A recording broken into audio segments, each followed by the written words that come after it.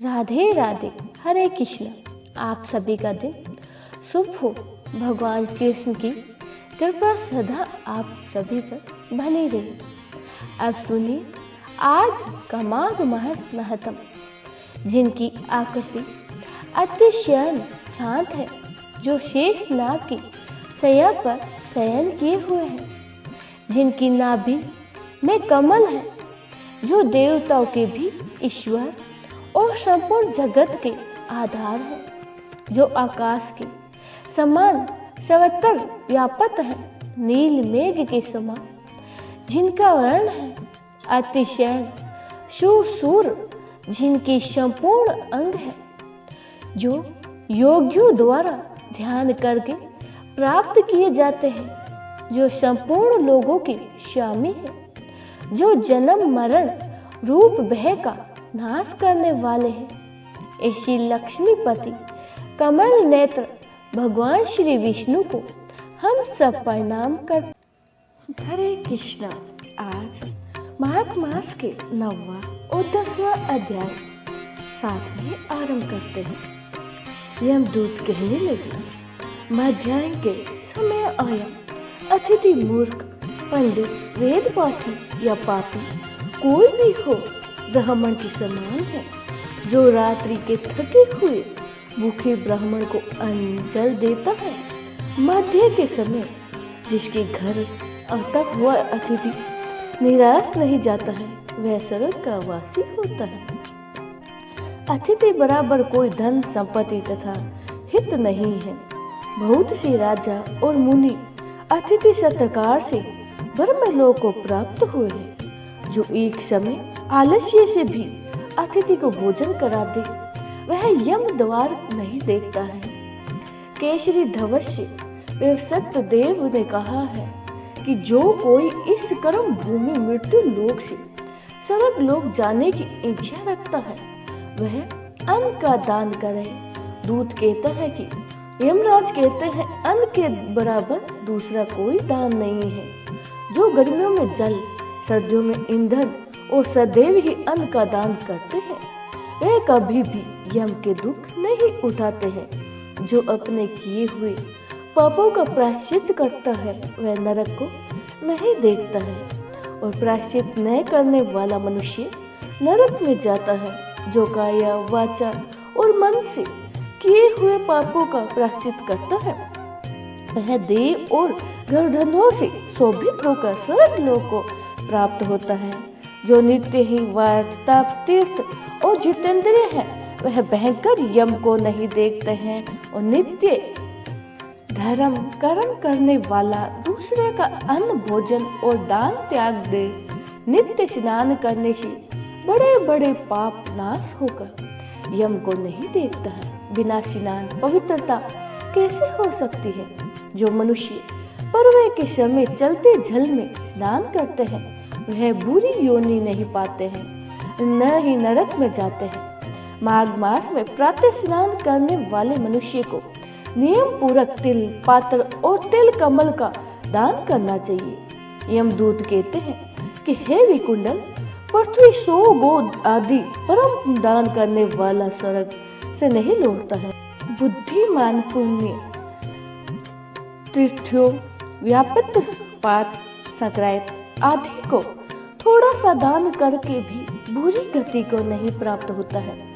सत्यवादी, मौन रहने वाले, मीठा बोलने वाला, समझशील, नीतिवान, किसी की निंदा नहीं करने वाला, सब प्राणियों पर दया करने वाला, प्राय गुणों का वर्णन करने वाला, प्राय धन को तृण के समान समझने वाला, ऐसे लोग नरक को कभी नहीं जाते हैं। अब आइए 10वां अध्याय। यमदूत कहने लगे, हे वैष्णव, एक बार भी गंगा जी में स्नान करने से मनुष्य सब पापों से छूटकर अत्यधिक शुद्ध हो जाता है। जो गंगा जी को दूसरे तीर्थों के समान समझता है, वह अवश्य ही नरक में जाता है। भगवान के चरणों से उत्पन्न हुई गंगा जी के पवित्र जल को श्री शिव जी ने अपने मस्तक में धारण करते हैं। वह ब्रह्मा, जो सदैव रहित प्रकृति से अलग और निर्गुण है, ब्रह्मांड में उसकी समानता किससे हो सकती है? गंगा जी का नाम हजारों योजन से दूर लेने वाला नरक में नहीं जाता है। इसीलिए मनुष्य को अश्वमेध गंगा में स्नान करना चाहिए। हे वैष्णव, जो ब्राह्मण दान लेने का अधिकारी होकर भी दान नहीं लेता है, वह आकाश के नक्षत्रों में चंद्रमा के समान है। जो कीचड़ से गौ को निकालता है, जो रोगी की रक्षा करता है या गौशाला में मरते हैं, वह आकाश में तारागण होते हैं। प्राणायाम करने वाला मनुष्य सदैव ही उत्तम गति को प्राप्त होता है। प्रातः स्नान समय स्नान के पश्चात जो 16 प्राणायाम करते हैं, वह घोर पापों से बच जाते हैं। और जो पराई स्त्री को माता समान मानते हैं, वह यम की यातना को नहीं भोगते हैं। जो मन से भी कभी पर स्त्री का चिंतन नहीं करते हैं, वह दोनों लोगों को अपने अधीन करता है। जो पराये धन को मिट्टी के समान समझता है, वह स्वर्ग में जाता है। जिसने क्रोध को जीत लिया है, मानो उसने स्वर्ग को भी जीत लिया है। जो माता पिता की सेवा देवता तुल्य करता है, वह यम द्वार नहीं देखता है। और जो गुरु की सेवा करता है, वह ब्रह्मलोक को प्राप्त होता है। शील की रक्षा करने वाली स्त्री धन है, शील भंग करने वाली यमलोक जाती है। जो वेदों और शास्त्रों को पढ़ते हैं या पुराण और संहिता पढ़ते हैं और सुनते हैं, तथा जो स्मृति का व्याख्यान करते हैं और धर्म शास्त्र समझते हैं, या जो वेदांत में लीन रहते हैं, वह पाप रहित होकर ब्रह्मलोक को प्राप्त होते हैं। जो अज्ञानी को वेद शास्त्र का ज्ञान देते हैं, वह देवताओं से भी पूजित होते हैं। यमदूत ने कहा कि वैश्य श्रेष्ठ यमराज ने हमको वही आज्ञा दे रखी है कि तुम किसी वैष्णव को मेरे पास मत लाओ। हे वैष्णव, पापी लोगों को इस संसार रूपी नरक को पार करने के लिए भगवान की भक्ति के सिवा दूसरा और कोई उपाय नहीं है। भगवान की भक्ति न करने वाला मनुष्य चंडाल के समान समझना चाहिए।